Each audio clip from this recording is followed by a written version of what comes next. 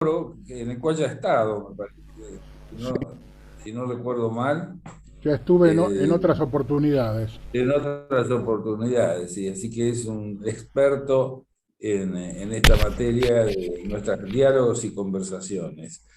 El tema tiene que ver con el año del homenaje a Mitre y en este caso una atenida vinculada con la Unión Nacional y quien lo va a hablar, y esto es para la grabación, el abogado especializado en derecho laboral, gran maestre de la Gran Logia de Libres y Aceptados Masones en más de una oportunidad, en más de un periodo, y presidente de la Academia Masónica de la Historia. Así que tengo una disputa entre una llamada justo, pero que estoy apagando.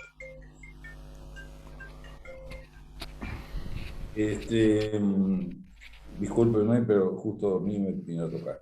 Realmente esperamos mucho de esta charla, porque yo ya tengo idea de haberlo o escuchado a usted hablar de este tema y sé que sabe muchos y son detalles muy interesantes de esa época, una época compleja, donde asombra lo titánico de la tarea y asombran también no solo los terribles desencuentros, sino los generosos encuentros que se fueron dando en muchas ocasiones. Y yo creo que esto es lo que más nos convoca hoy, que estamos todos aquejados por esta larga grieta, y hablar de algo que apunte sobre la Unión Nacional, lo que la Unión Federal que le denominó Alberti, es realmente bienvenido. Así que lo dejo en uso de la palabra, bienvenido y esperamos su amable conversación. Muchísimas gracias. En primer lugar, quería agradecer la oportunidad que me brinda de hablar de Mitre, que fue un actor básico y fundamental en lo que después se denominó la tenida de unidad nacional y de la tenida de unidad nacional en sí misma, que tanta necesidad hizo en ese momento, que había una grieta muy profunda, y tanta necesidad hace ahora de crear políticas de consenso y proyectos nacionales que lo que está afrontando en la Argentina. Pero importante, antes de entrar a tratar directamente la tenida de unidad nacional, es importante determinar qué es la masonería y cuándo aparece y por qué aparece en el siglo XVIII, qué era lo que había ocurrido en la sociedad. El origen de la masonería se pierde en la oscuridad de los tiempos. Primero fue operativa. Podemos ubicarlas en el año 1100 después de Cristo, a orillas del lago de Como, existían los gremios medievales que tenían el secreto de las construcciones, construían las catedrales y los grandes palacios, pero tenían una característica, servían para proteger a los que estaban, que integraban esos gremios. Y existía una legislación laboral primitiva, un sistema de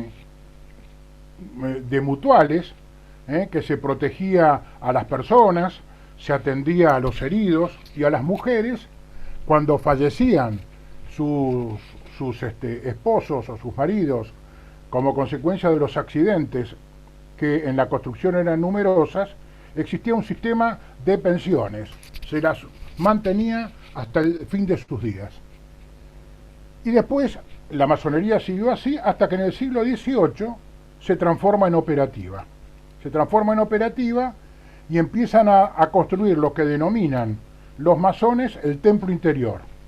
Incorpora políticos, incorpora filósofos, incorpora militares, que para fundamentalmente para transformar la sociedad de entonces, para la construcción de una nueva sociedad democrática, laica, humanista, cosmopolita y moderna.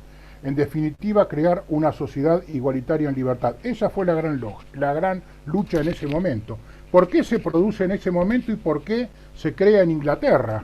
Hay dos grandes logias que rivalizan. Una es la Gran Logia de Inglaterra y otra es la Gran Logia de Escocia. Una protestante y la otra católica. Porque se estaba dando, había un cambio de paradigma de producción, que es lo mismo que ocurre en este momento, y venía todo el proceso de revolución industrial, se necesitaba un nuevo hombre, un nuevo tipo de educación, y además se producía la transferencia del hombre del campo a la ciudad como consecuencia de este proceso revolucionario. El que lidera todo ese proceso de cambio son los hombres de la masonería, precisamente, que quieren una construcción de una sociedad laica, democrática, que todo el mundo tenga derechos. Ahora, lo importante es determinar, se transforma en la primera asociación civil a nivel mundial que se oponía a una sociedad feudal y rígida, planteando su democratización.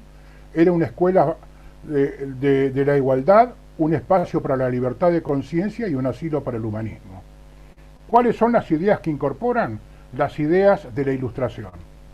Había un proceso de cambio, pero se sabía qué sociedad se pretendía para el futuro porque incorporaba las ideas precisamente de la Ilustración. En este momento estamos en un proceso de cambio donde se cambian los paradigmas de producción por la inteligencia artificial, la robótica y todo lo demás, pero no sabemos qué sociedad va a venir para el futuro. De ahí que tenemos que tratar de trabajar y lograr una nueva sociedad, o construir una sociedad. Pero lo importante es cuál era la situación de la sociedad en ese momento, cuáles eran los índices de desarrollo humano.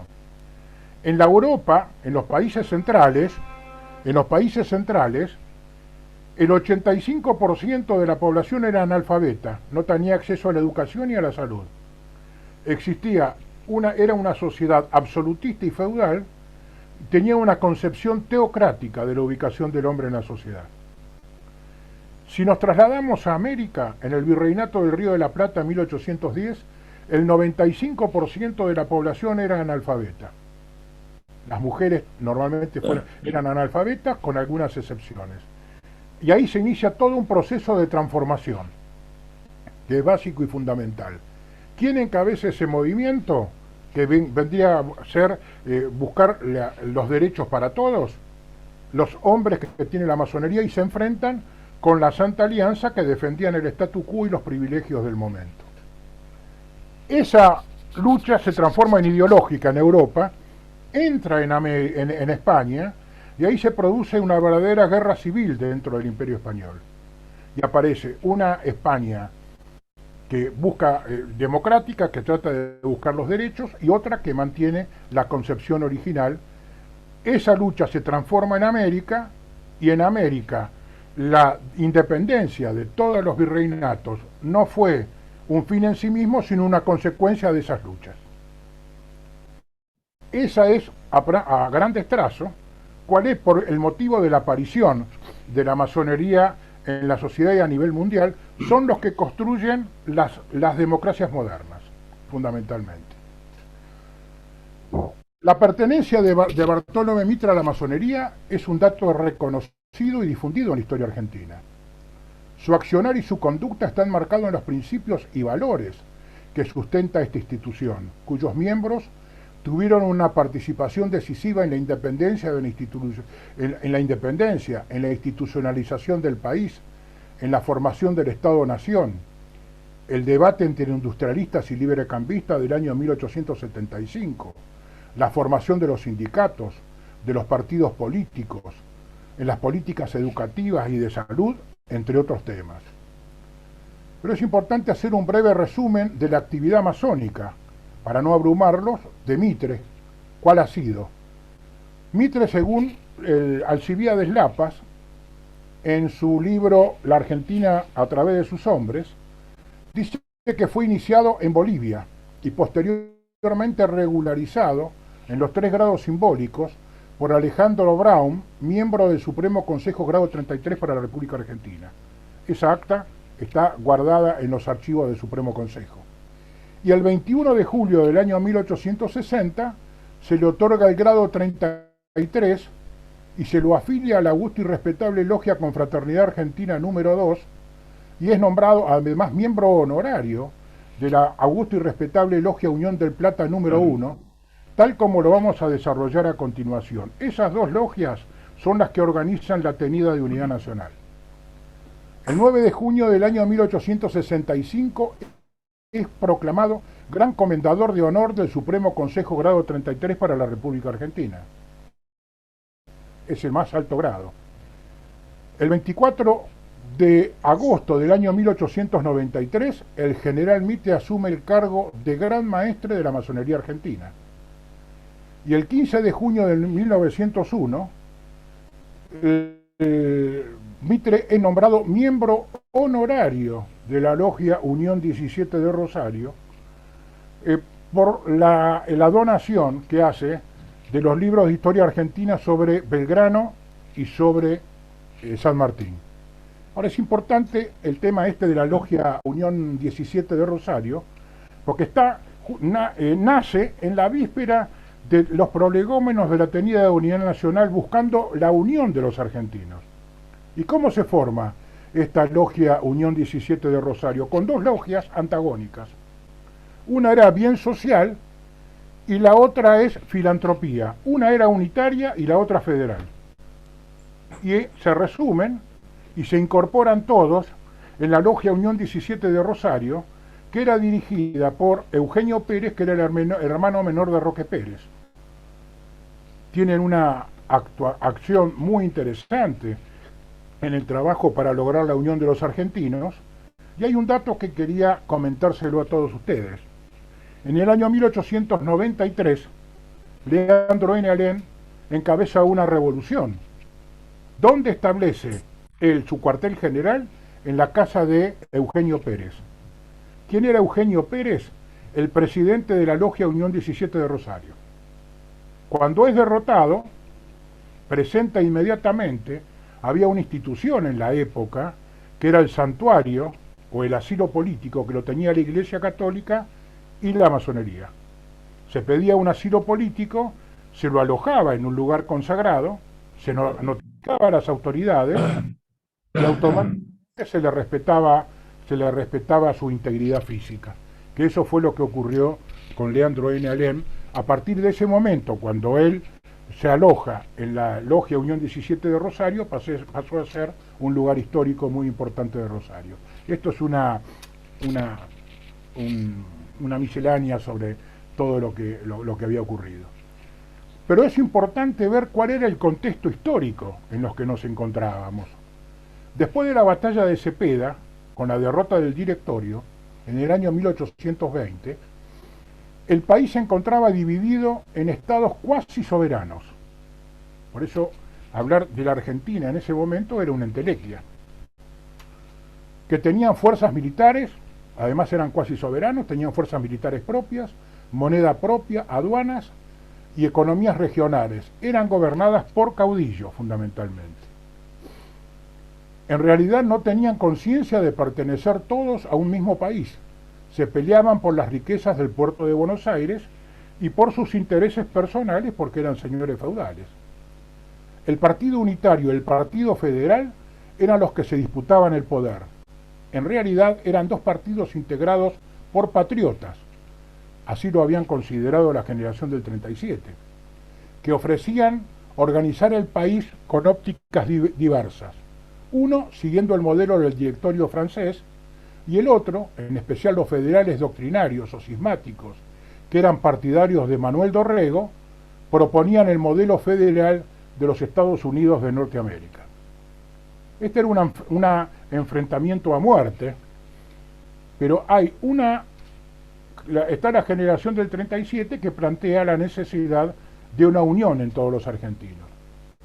La generación del 37, integrada por jóvenes intelectuales que se acercaron al gobierno de Rosas y después lo combatieron, se propusieron como objetivo institucionalizar el país, tratando de lograr una síntesis entre el Partido Federal, que era el que representaba a la Argentina real, hispánica y caduillesca, y el Partido Unitario, que era el que representaba a la Argentina ideal, era el que traía las nuevas ideas del progreso de la vieja Europa. Durante el gobierno de Rosas, la masonería actuó en la más estricta clandestinidad.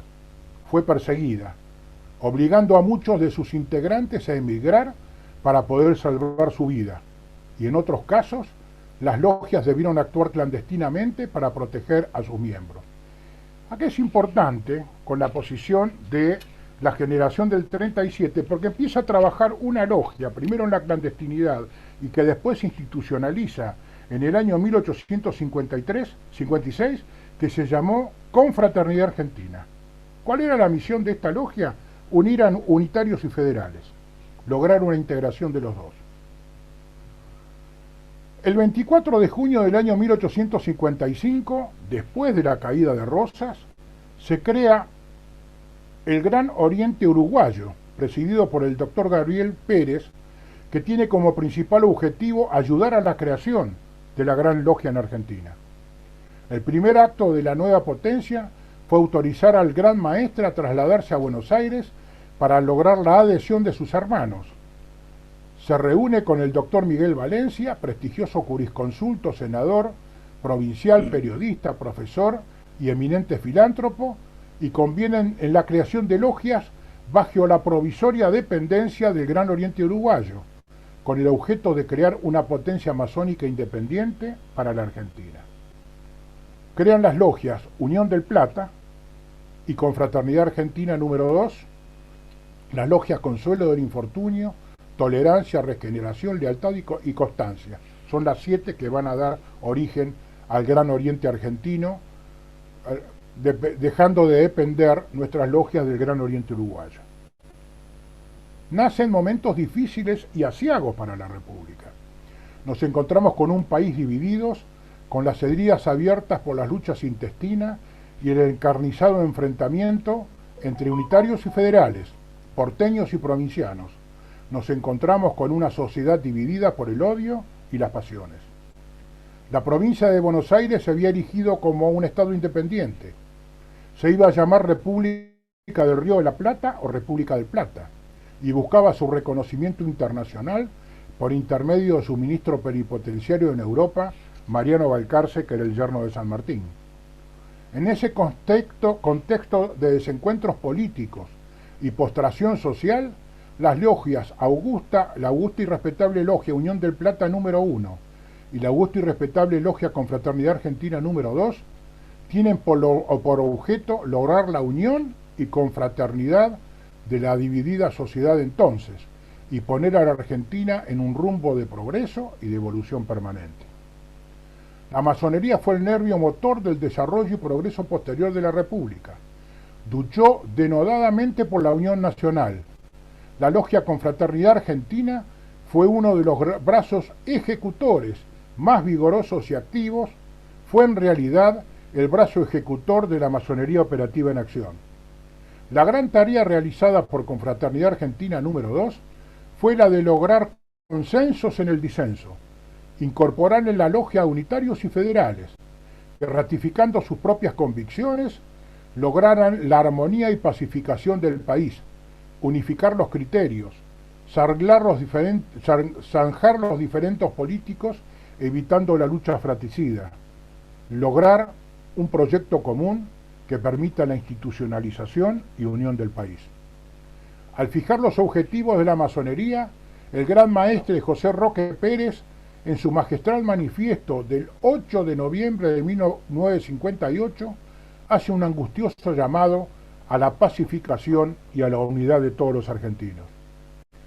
En octubre del año 1859, el ejército porteño liderado por Mitre fue derrotado en la batalla de Cepeda por las fuerzas de la Confederación al mando de Urquiza, y se firma el Pacto de San José de Flores, por el cual Buenos Aires se comprometía a incorporarse a la Confederación y acatar la Constitución de 1853. Pero Buenos Aires se consideraba poderosa y había serias reticencias en aceptar la Constitución Nacional. Ante esta situación, el objetivo primigenio de la masonería argentina está definido en las dos primeras logias: unir el Plata para lograr la confraternidad de los argentinos. El que toma la decisión en consonancia con la Gran Logia fue Mitre. En la noche del 27 de junio de 1860, el presidente de la Confederación Argentina, doctor Santiago Derqui, recibió en Paraná una comunicación del gobierno de Buenos Aires, Bartolomé Mitre, quien a instancias de la masonería lo invitaba a visitar la ciudad de Buenos Aires para asistir a los actos oficiales del 9 de julio, donde se celebraría un nuevo aniversario patrio. El presidente de la Nación, el doctor Derqui, le contesta el día 29 de junio, que estaba resuelto a hacer una visita a ese pueblo, pero luego de jurada la Constitución Nacional. Pero ya que usted, con mejor conocimiento de causa, la cree más oportuna para el próximo 9 de julio, la haré con el mayor placer, aceptando desde luego sus finos ofrecimientos y agradeciéndole muy de veras las nuevas muestras de una fina amistad que contiene suscitada. Asimismo, demostrando poder, le indica que va a concurrir con los ministros de Interior, Relaciones Exteriores y Guerra, como así también con el cuerpo diplomático destacado en la Confederación, tales como los embajadores de Francia, Inglaterra y Estados Unidos, y que es posible la que concurran senadores y diputados. El general Urquiza, gobernador de Entre Ríos y presidente del Partido Federal, recibe una invitación idéntica, que es aceptada luego de la conformidad prestada por el presidente de la Nación. Estas personalidades participan de las fiestas julias adquiriendo un brillo inusitado. Hubo funciones teatrales, bailes, banquetes, paseos y visitas a establecimientos y lugares de la ciudad. En todos estos actos hubo una gran afluencia de público. Sarmiento organizó una visita al Colegio Modelo, ubicada en la calle Reconquista y Corrientes, y la entonces calle Parque, por él fundada. Todos estos festejos populares fueron organizados por el entonces Gran Oriente Argentino. Culminando los actos, se celebró en la sede de la Masonería Argentina, ubicado en ese momento donde está el actual Banco de la Nación Argentina, la denominada Tenida de Unidad Nacional, el día 21 de julio del año 1860, donde participan activamente miembros de la Logia Unión del Plata y Confraternidad Argentina.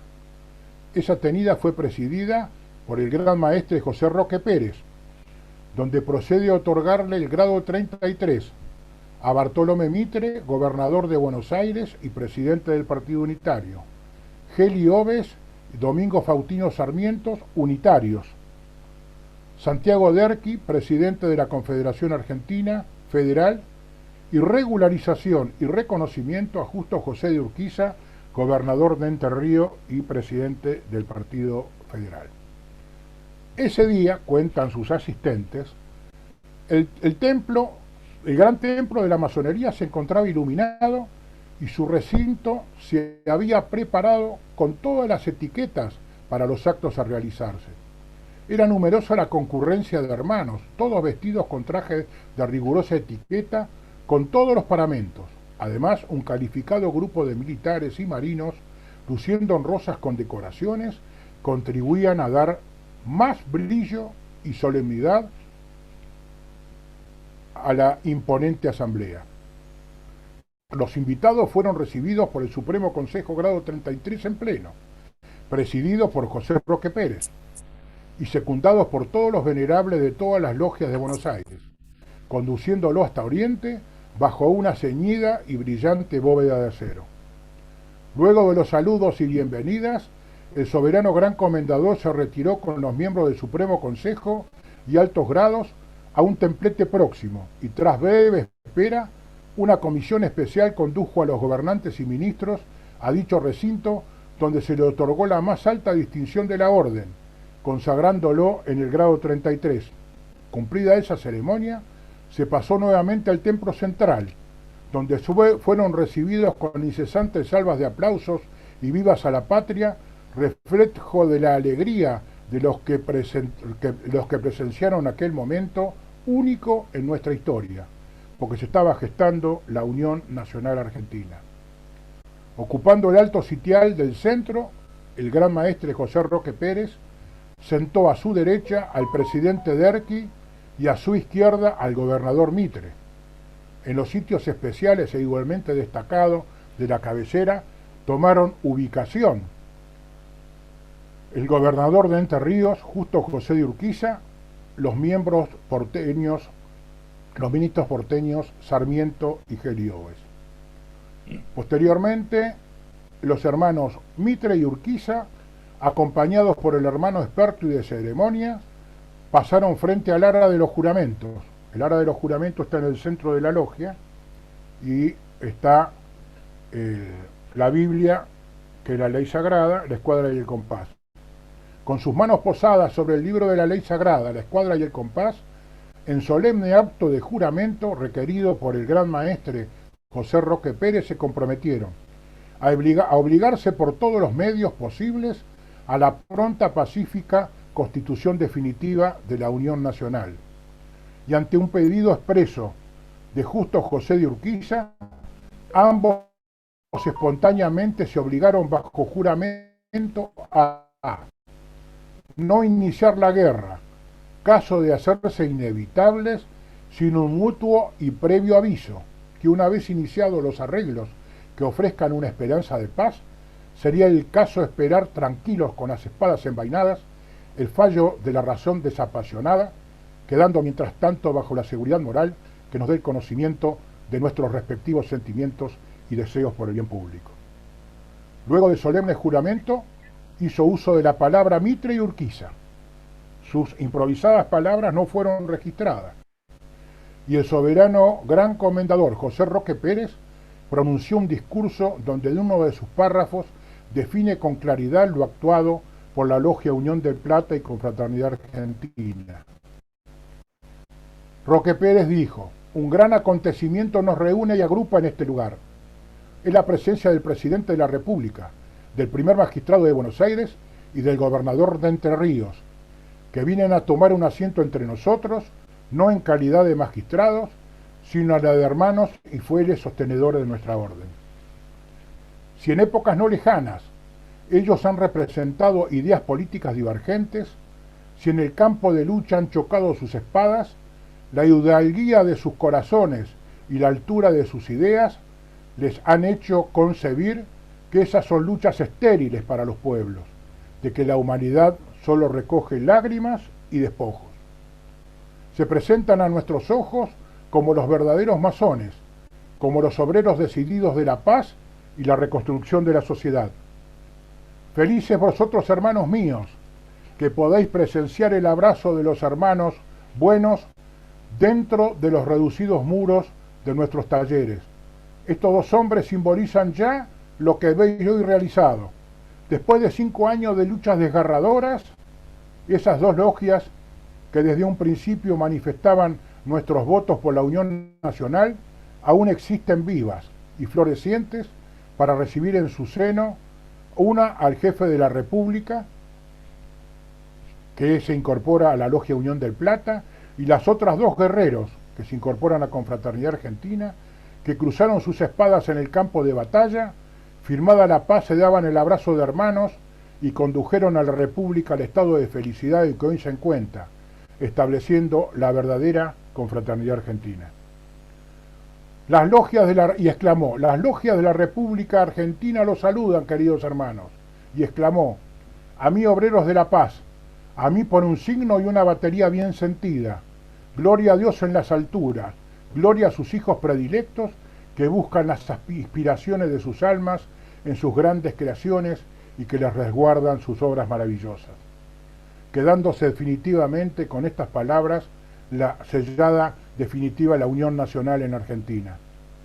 Como símbolo de Unión Nacional, Bartolomé Mitre, jefe del Partido Unitario, y Justo José de Urquiza, de jefe del Partido Federal, se afilian a la Logia Confraternidad Argentina número 2, que a partir de ese momento también se la conoció como la Logia de la Unión Nacional. Así, el 21 de octubre de 1860, Buenos Aires aprobaba la Constitución Nacional.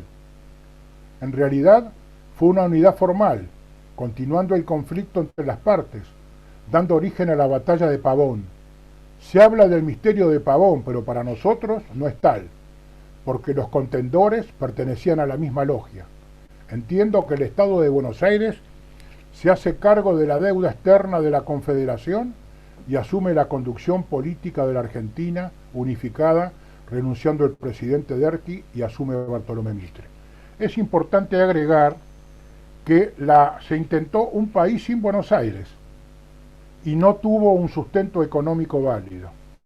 Prácticamente se endeudó, no podía hacer frente a la deuda externa y previo al conflicto de Pavón, Buenos Aires le corta un crédito y no pueden pagar los sueldos del Poder Ejecutivo que estaba en Paraná y la Confederación se desmorona. Queridos amigos, he aquí una apretada síntesis de la historia de la participación de la masonería en la Unión Nacional de los Argentinos. No ha sido intención de quien les habla quedarse en la anécdota y las glorias de hechos pasados, sino que he pretendido puntualizar los logros que marcaron el camino de la presencia activa de los ideales de la masonería en la sociedad profana, porque conociendo el pasado vamos a tener fe y confianza en el futuro. Al igual que nuestros antecesores, nos encontramos con distintos desafíos que nos brinda la sociedad. Ellos nos marcaron el camino. Debemos aceptar el desafío, enfrentarlo y vencerlo, levantando el espíritu, nuestros espíritus de la masonería y los valores éticos y morales hoy casi perdidos. Con el aporte de todos, tratar de lograr la solidaridad que está faltando y reinsertar definitivamente al hombre en la sociedad. La masonería, por su carácter ecuménico y por contener en su seno un amplio espectro ideológico, fue el lugar donde se convinieron las políticas públicas y los grandes proyectos nacionales. Fue política de la orden incorporar en la misma logia a referentes políticos antagónicos para que en forma pacífica puedan acordar proyectos comunes. En la actualidad, la gran aventura que proponemos nuevamente es la de lograr consensos en el disenso, sin que ello implique claudicar en sus principios y haber logrado generar proyectos comunes que se transformen en política de estados y en grandes proyectos nacionales, que haga despegar definitivamente a nuestro país. Queridos hermanos, de nosotros depende. Muchísimas gracias. Bueno, debemos agradecer su muy sintética explicación sobre los conceptos que llevaron digamos, al inicio de una etapa de cada vez menos luchas, cada vez menos enfrentamientos y consolidación de la paz, con la venida además de la inmigración que había sido provocada y querida para con propósito, según aquel principio alberdiano, de cuál era la mejor constitución de un desierto, dijo Alberdi, aquella que haga que ya no sea más un desierto. Y eso se logró también por una generosa concepción de recepción de gente de distintos orígenes que tiene el mismo espíritu de confraternidad que usted acaba de explicar. Doy ahora la palabra a los que quieran hacer preguntas, comentarios, etcétera. Nuestra Florencia va a ser seguramente la que dirija este momento de la conversación. Muchas gracias. Bueno, por ahora no tengo preguntas específicas. No sé si alguien quiere preguntar. No escribieron.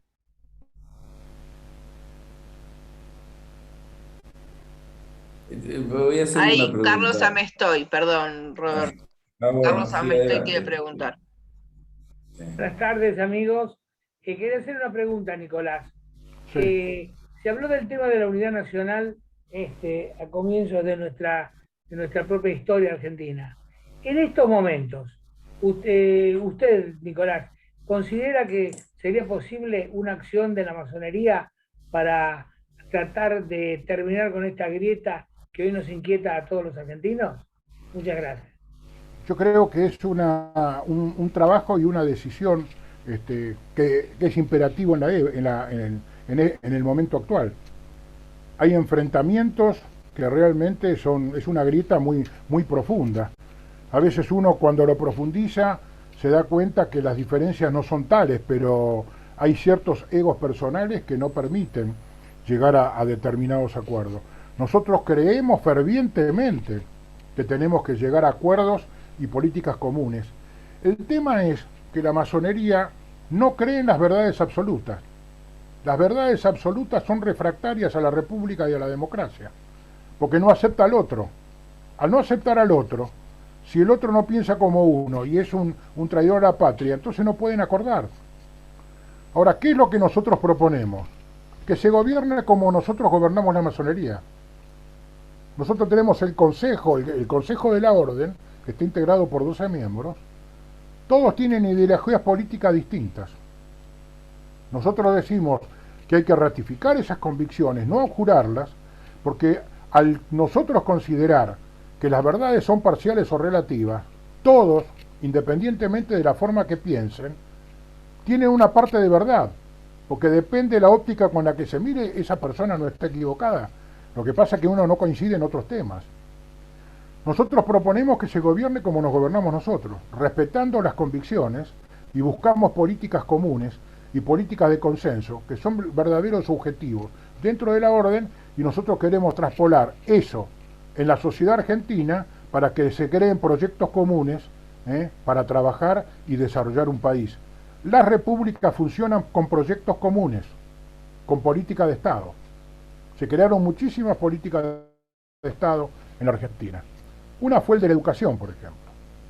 La educación, que aparece como un proyecto, el primero que habla de educación es Belgrano, en una sociedad que el 95% de analfabetismo. Él plantea de la educación que tiene que ser integral para todos y de la mujer. Y ahora, si ustedes ven, esa posición se transforma en política de Estado, porque el Estatuto de 1815, la Constitución del 19 y la del 26, y después posteriormente recetado por la nuestra, todos plantean la necesidad de una educación igualitaria e integral para todos. Que ese proyecto es tomado por Sarmiento y bueno, después desarrolla la ley 1420, la reforma universitaria y todo lo demás. Como eso, y después el proyecto de salud con la creación de todos los hospitales públicos. Lo importante es crear políticas de estados comunes a todos y que haya una confrontación electoral, el que gana gobierna y el otro controla y colabora en objetivos comunes y en política de Estado, ¿no?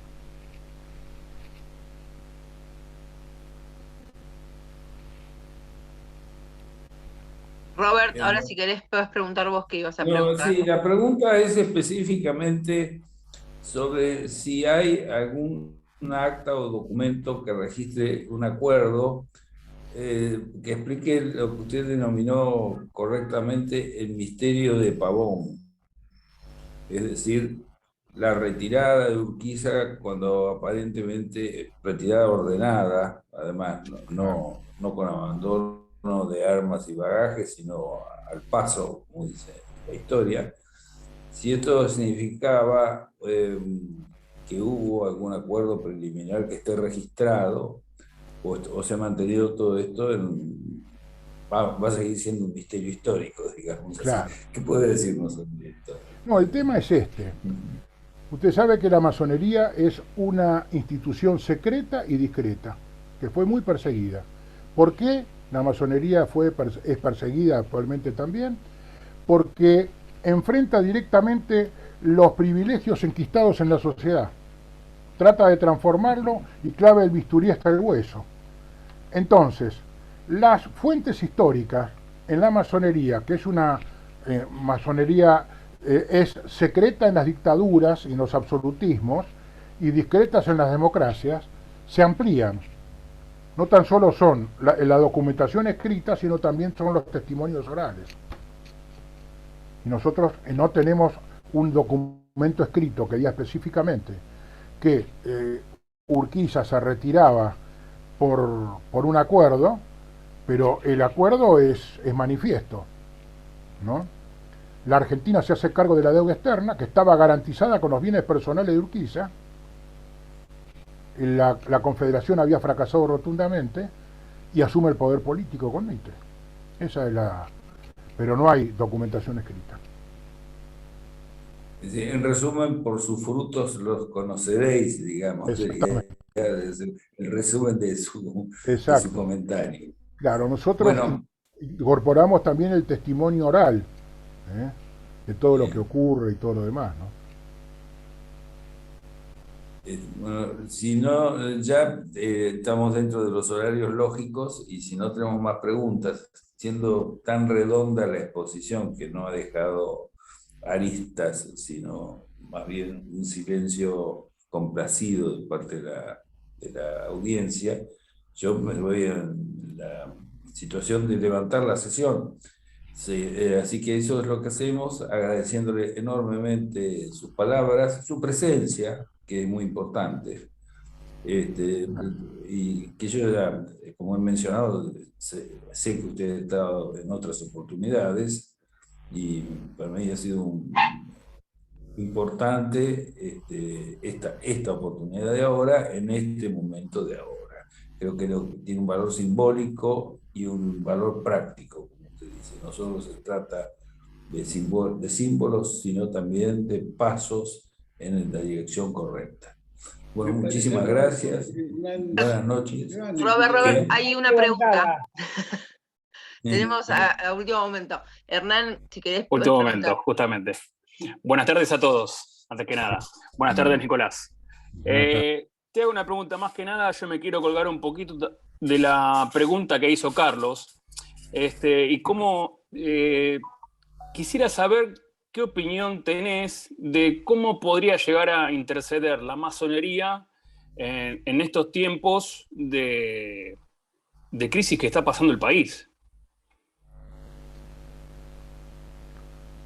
Sí, el tema es este. Tenemos que tener presente que la masonería no actúa institucionalmente, sino a través de sus hombres. Exacto. Y la forma es precisamente esa, reunir lo disperso, unificarlo y tratar de lograr política de consenso. Yo fui gran maestre y nosotros lo planteamos permanentemente todo eso. Tuvimos reuniones con toda la dirigencia política, con toda la dirigencia empresaria, sindical, y están todos de acuerdo en llegar a políticas comunes y de Estado. Pero ninguno se sienta en la mesa, porque sentarse en la mesa implica resignar derechos. Sí. Y resignar privilegios. Y nosotros creemos que hay que resignar derechos, resignar privilegios, resignar egos y tratar de lograr definitivamente un proyecto común que permita desarrollar el país.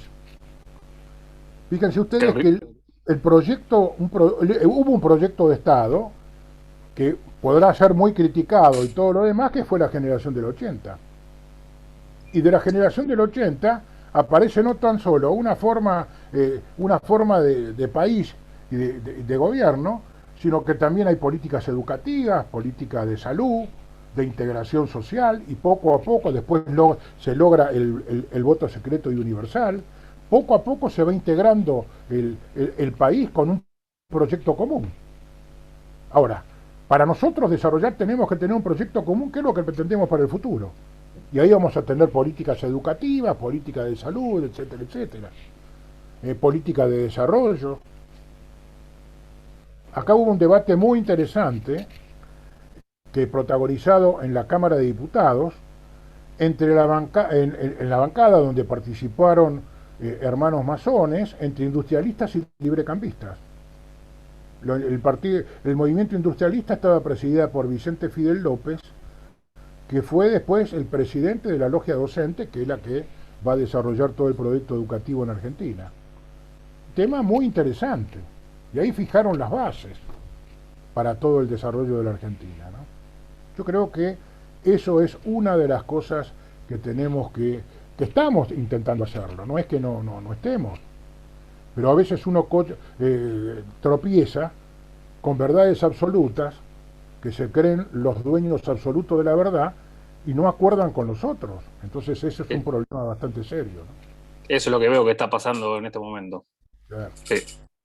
Pero no hay Gracias, que bajar. Nicolás. Totalmente. Porque la sociedad que viene es una sociedad nueva, después de la pandemia y después de la incorporación de la inteligencia artificial. Y ahí tiene que trabajar la masonería y otras instituciones en crear la sociedad que viene y las condiciones, cómo vamos a hacer para salir y establecer los nuevos paradigmas. Perfecto, gracias, Nicolás. Bueno, Robert, ahora sí, si querés volver a despedirte. No,